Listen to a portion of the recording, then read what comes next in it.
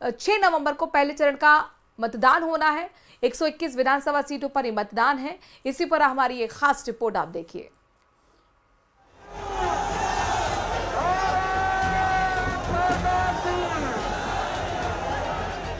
बिहार विधानसभा चुनाव के पहले चरण के प्रचार का शोर थम चुका है। प्रचार के अंतिम दिन दिग्गजों ने ताकत झोंकी। एनडीए के बड़े नेताओं ने चुनावी मैदान में अपना दम भरा। ये 3 तस्वीरें आप देख रहे हैं। गया जी में जेपी नड्डा ने एनडीए प्रत्याशियों के समर्थन में रोड शो किया। विष्णुपद मंदिर से शुरू हुए रोड शो में समर्थकों की भारी भीड़ रही। तो दिल्ली की सीएम रेखा गुप्ता ने सिवान में रोड शो किया। रेखा गुप्ता ने बड़ा दावा करते हुए कहा, बिहार में एनडीए पूर्ण बहुमत की सरकार बनाएगी।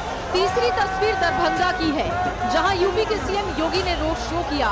इस रोड शो में लोगों की भारी भीड़ रही और लोगों ने सीएम योगी पर फूल बरसाए। इस दौरान बुलडोजर से योगी आदित्यनाथ पर पुष्प वर्षा की गई। प्रचार के आखिरी दिन एनडीए के दिग्गज नेताओं ने चुनावी सभाओं को संबोधित किया। सीएम नीतीश सुपौल, खगड़िया और पटना के मसौढ़ी में विरोधियों पर जमकर गरजे।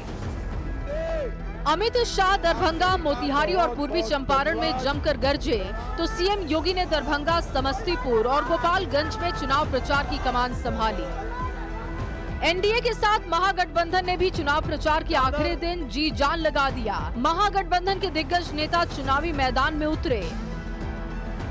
आप देख रहे हैं 3 तस्वीरें। तेजस्वी यादव ने प्रचार के आखिरी दिन कई जनसभाओं को संबोधित किया और महागठबंधन के पक्ष में वोट की अपील की। वहीं राहुल गांधी ने औरंगाबाद में हुंकार भरी, तो समाजवादी पार्टी के प्रमुख अखिलेश यादव रोहतास में बीजेपी पर बरसे। तो वहीं मुजफ्फरपुर के सकरा में कांग्रेस के वरिष्ठ नेता व सांसद रणदीप सुरजेवाला ने कांग्रेस प्रत्याशी के समर्थन में रोड शो किया। बिहार में 6 नवंबर को पहले चरण की वोटिंग है। पहले चरण में 121 सीटों पर वोटिंग है। इन सीटों पर दिग्गजों की किस्मत दांव पर लगी है। एनडीए और महागठबंधन दोनों ने ही धुआंधार प्रचार किया है। अब बारी जनता की है। जनता किसकी नैया पार लगाती है। Bureau report, news 18। भोजपुरी के 2 दिग्गज एक्टर निरहुआ और खेसारी के बीच जुबानी जंग तेज होती जा रही है। खेसारी ने जहां एक बार फिर रोजगार से जोड़ते हुए राम मंदिर को लेकर सवाल उठाए, तो वहीं निरहुआ ने खेसारी को यदमुल्ला कह दिया है। निरहुआ ने कहा कि राम मंदिर निर्माण पर सवाल उठाने की खेसारी की हिम्मत हुई कैसे। ये रिपोर्ट देखिए।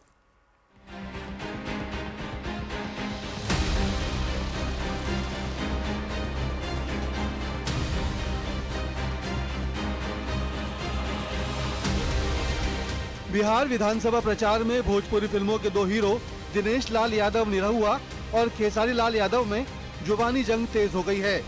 छपरा सीट से आरजेडी के उम्मीदवार और भोजपुरी अभिनेता खेसारी लाल यादव ने एक बार फिर राम मंदिर को लेकर बयान दिया है।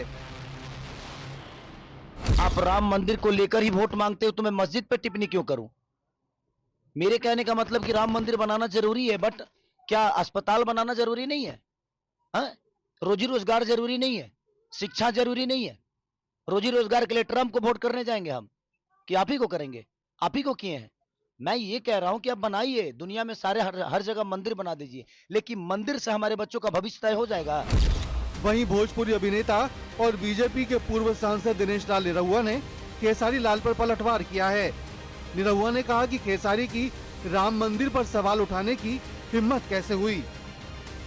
विरोध करना है तो भाजपा का विरोध करिए। आप चुनाव लड़ रहे हैं, आप नीतीश जी का विरोध करिए। आप जिस प्रत्याशी से लड़ रहे हैं उसका विरोध करिए। आपकी हिम्मत कैसे हो गई ये बोलने की कि राम मंदिर के जगह पे हॉस्पिटल बनना चाहिए था। खेसारी लाल यादव ने कहा कि अगर मंदिर से बच्चों का भविष्य बन रहा है तो बिहार में भी 200 मंदिर बनवा दीजिए। उन्होंने कहा कि भगवान मन में होते हैं, मंदिर में तो सिर्फ मूर्त होती है। मंदिर से अगर हमारे बच्चों का भविष्य तय होता है तो मैं चाहता हूं कि आप 200 मंदिर बिहार में बना डालिए और आप एक बच्चे का भविष्य तय करके बता दीजिए और दिखा दीजिए कि आपने कितने बच्चों का भविष्य उस मंदिर से किया है। मुझे कोई दुख नहीं है और ना ही मुझे कोई तकलीफ है। मैं कह रहा हूं अब बनाओ। भगवान दिल में होता है, श्रद्धा में होता है, मंदिर में सिर्फ एक मूर्ति होती है। निरहुआ ने खेसारी पर बड़ा हमला बोलते हुए उन्हें यदुमुल्ला कहा है। 500 साल जिस मंदिर के लिए हिंदू लड़ते रहे अपने जान की बाजी लगाए, कुर्बानी दिए, और कोर्ट के आदेश आने के बाद जब वहां भव्य राम मंदिर बना है तो आप बकवास करते हैं कि वहां मंदिर की जगह हॉस्पिटल बनना चाहिए। तो ऐसे आदमी को यदमुल्ला ही कहा जा सकता है, अब ये यादव नहीं हो सकता है। राम मंदिर पर खेसारी पहले भी बयानबाजी कर चुके हैं। ऐसे में फिर से सवाल उठाने पर बीजेपी ने भी करारा जवाब दिया है। Bureau report, news 18, Uttar Pradesh, Uttarakhand.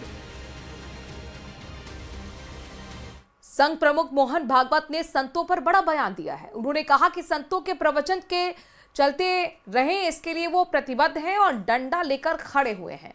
उन्होंने संतों के मार्गदर्शन को समाज के लिए महत्वपूर्ण बताया और उनकी वाणी को सही दिशा दिखाने वाला बताया। अब संघ प्रमुख के बयान पर सियासी बयानबाजी भी शुरू हो चुकी है। एक तरफ बीजेपी उनके बयान का समर्थन कर रही है तो वहीं दूसरी तरफ कांग्रेस ने आपत्ति जताई।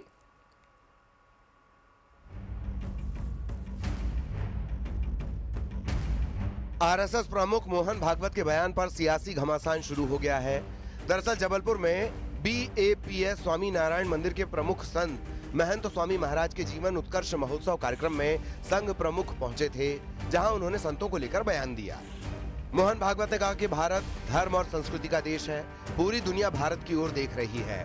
भारत में संतों का प्रवचन चलता रहे और राष्ट्रीय स्वयंसेवक संघ प्रवचन के बाहर डंडा लेकर खड़ा रहेगा। यही हमारी संतों के प्रति सेवा है। संत हमारे भावों को समझते हैं, इसीलिए वो हमारा उद्धार करेंगे।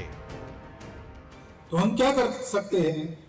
तो कम से कम उनका प्रवचन चलता रहे, तब हम डंडा लेके दरवाजे पर पहरा तो दे ही सकते हैं। इसी भूमिका में मैं अकेला नहीं, हम संघ के सब स्वयंसेवक संतों के पास जाते रहते हैं और ये भी सेवा ही है हमारी। और हम समझते हैं कि इतनी सी भी सेवा की तो लाभ तो बहुत बड़ा है।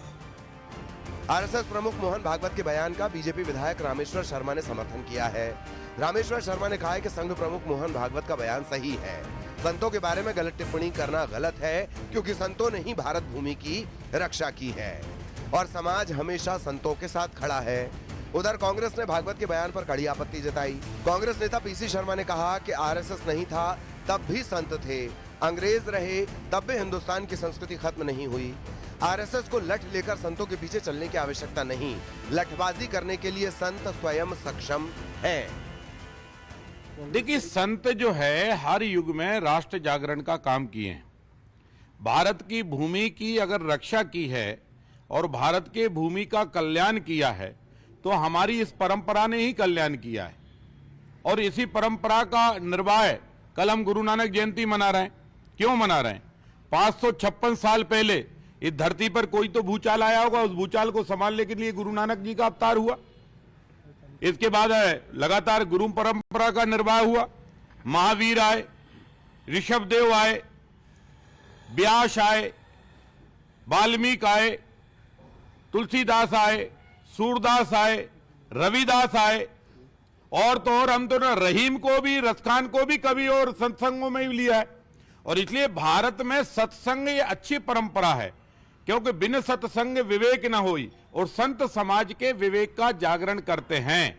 संतों के बारे में अनर्गढ़ टीका टिप्पणी करना ये गलत है, लेकिन जो संत हैं वो समाज और राष्ट्र को अगर जो जगाने का काम कर रहे हैं, समाज हर हमेशा संतों के सामने खड़ा है। यही परम पूज्य जी ने बात कही। आज अगर जो कोई संस्कृति हिंदुस्तान की बची है, ये सनातन बची, तो संतों की वजह से बची है। ये आरएसएस नहीं थी तब भी संत थे और संतों ने ही अपने अध्यात्म से, अपनी प्रेरणा से लोगों को जागृत रखा।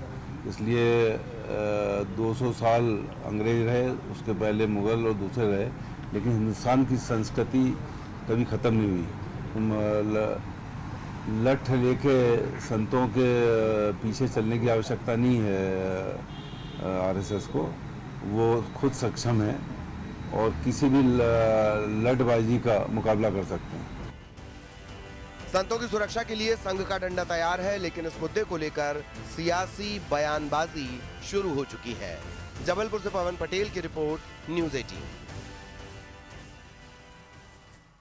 काशी